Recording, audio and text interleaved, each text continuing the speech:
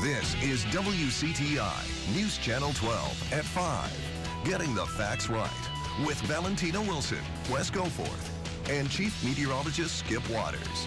News Channel 12 at 5 starts now. An update on an officer-involved shooting in Carteret County, how the shooter's target tried to escape. And an airport shooting at Los Angeles International Airport. Good evening, I'm Wes Goforth. And I'm Valentina Wilson. ABC's Brandy Hitt is live in Los Angeles. She has the very latest.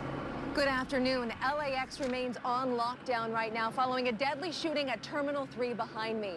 ABC News has learned this is the first TSA officer killed in the line of duty, with the FBI now leading the investigation and trying to determine a motive. A TSA officer was shot and killed by a man who was wielding what's being described as a long gun at LAX's Terminal 3. Officials also say at least 3 other people were injured and confirmed that there was only one gunman. The gunman is now in custody. It was a loud bang. I mean, boom. It was a loud one. So from there, we all just ducked down. Next thing you know, I see nothing but girls around me. That's when we grabbed all the big luggage, and then I stacked them high. The first reports of the shooting came after 9:30 this morning local time. Almost immediately, first responders set up triage locations, and a man wearing a blue TSA uniform could be seen coming out, holding up his arm stained with blood. Another man was wheeled to ambulances by police. Inside the terminal, the news of the shooting came to some passengers from an airline official. We had an active shooting in Terminal 3. There was a huge response from airport and local police, and officers could be seen entering the terminal with guns drawn. Terminals 1, 2, and 3 at LAX were all closed, and travelers were evacuated, exiting any way they could, even spilling out onto the runways. It's like seeing something on TV. You can't believe you're the one hiding behind a counter. It just doesn't seem real. Car traffic into LAX was stopped, along with outgoing flights, though incoming flights were allowed to land. Now, while this area of the airport remains on lockdown, we've seen hundreds of passengers actually line the streets and with their flights delayed or canceled. And it's not quite sure exactly yet when flights will be resuming or when traffic will be allowed to make its way through the airport. Reporting live in Los Angeles, Brandy Hitt, ABC News. Now back to you.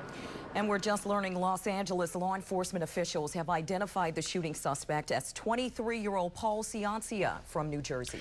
And closer to home tonight, an officer-involved shooting in Carteret County left a man dead and sent 2 people to a hospital last night. Now, that happened in the 200 block of Rutledge Avenue in Beaufort. Police were called there about 10:20 last night to investigate the case of a man they say was trying to kill his sister. Now, we've had a crew there since moments after it all began, and News Channel 12's Kyle Horan is live in Beaufort now with the latest details on the investigation tonight. Kyle. Wes, this is the street where it all happened. Right on the end here, you can see it roped off. This is the house where the shooting happened. This is where police say 54-year-old Arthur Page allegedly shot 2 victims and then was shot himself by 2 police officers. One of the victims was Page's sister, Susan Salazar, who lives here at 203 Rutledge Avenue. I talked to Salazar, who told me her brother came to her door last night and said, "Happy Halloween. I've come to settle things." She told me he then attacked her, and then she ran across the street to the second victim's home, MacArthur Wright.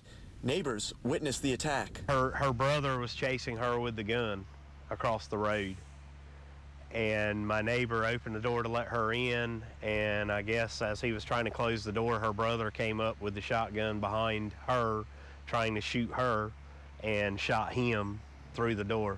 Police say both victims were shot in that blast. Wright was able to escape the house and make it to a neighbor's to call for help. I saw the man on his knees ringing the doorbell, screaming for help. Help came from the first 2 responding officers who took Page down after he wouldn't drop his gun. Page died on the scene. The Beaufort police chief says he's glad no one else was hurt. The 2 officers began giving repeated verbal commands to the male, placed the shotgun on the floor. The male continued to load the shotgun, and the officers continued to repeat their commands. At that time, the male began to raise the barrel of the shotgun in the direction of the female. The 2 officers discharged their firearms, hitting and killing the armed male subject. And Salazar tells me that even though she was shot, she's doing okay. She also tells me Wright is expected to be all right as well. As for the two officers, the chief calls them heroes. We'll hear more about how they handled the shooting in our 5:30 and 6 o'clock shows. For now, reporting live in Beaufort, Kyle Horan for News Channel 12. And Kyle, the officers have been placed on administrative leave until the investigation is over. That is standard procedure in officer-involved shootings, and the SBI is investigating. We are tracking your Friday night football weather, and there's a possibility for late-night heavy rain and thunderstorms. We get the latest now from Chief Meteorologist Skip Waters. Well, probably the most important thing is on Storm Track 12 Live Doppler, and I'll show you right now I'm tracking some light rain showers working their way from Wilson up into Edgecombe and the far northern parts of Pitt County through Martin and into Bertie County. But when you look at this on the bigger view, you can see that most areas are rain-free. So how long is it going to be that way? Well, notice how the showers that are coming in from the west, and notice how on the upper left we're not seeing anything in the way of lightning. So these are showers, not thunderstorms. Where you see the yellow and the red, we're getting some heavy rain, but they're moving more toward the north than they are toward the east. And future track that I'm going to be showing you in Maine weather says it's probably going to be about 9 o'clock tonight before the heavier rainfall gets into our immediate area. 2 people are stabbed on the campus of Pitt Community College. We're learning that the 2 brothers were involved in the stabbing. News Channel 12's Amanda Brannon has been gathering details since this morning. She joins us now live from Pitt Community College. Val, I have just learned in the last 20 minutes that a pocket knife was recovered from the scene. Police believe it is the weapon that was used in this stabbing. Now, we're just a few hundred feet in front of where this incident happened. When I arrived this morning, paramedics were loading one of the victims into an ambulance. Now, police say Corey and Kevin Purvis, both brothers, they're students at PCC, got into a fight with Jayshawn Brown, who is not a student at PCC. Now, Brown is charged with assault with a deadly weapon, inflicting serious injury, simple affray, and possession of a weapon on campus. Now, during the alleged assault, Corey and Jayshawn were stabbed with a knife. Both were taken to Bynum and have since been released.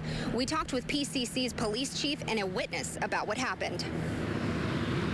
I know that there were some words exchanged, and I think it was just somebody got mad with somebody else, decided to have a fight. My teammates were like, don't go in there, don't go in there. So then I turned around, and then the guy, he had like blood, it was like blood everywhere on his back and stuff.